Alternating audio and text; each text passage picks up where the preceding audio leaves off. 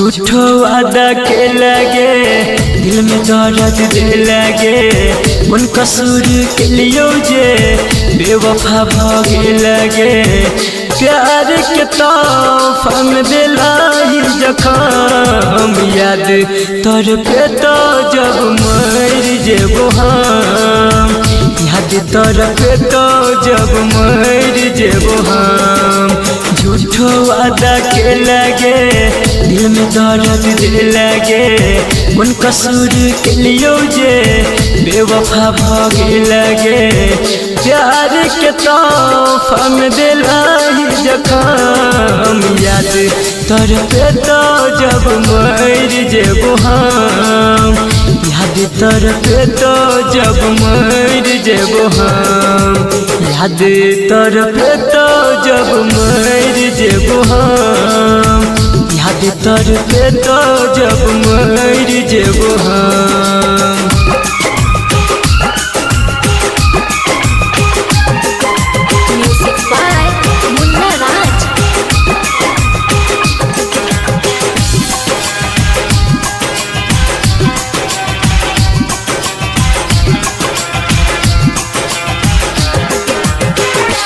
जहिना काने छी हम रात दी कहियो तू तक न बैगे जाने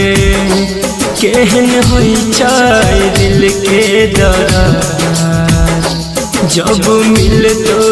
जन बैग जाने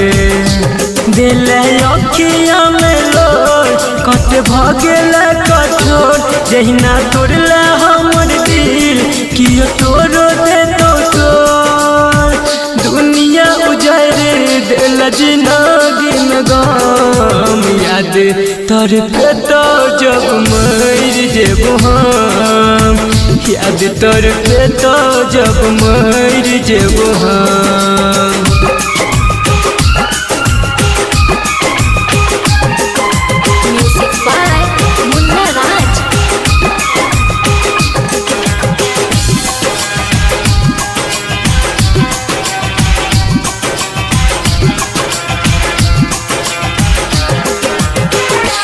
जब छोरी कजाई के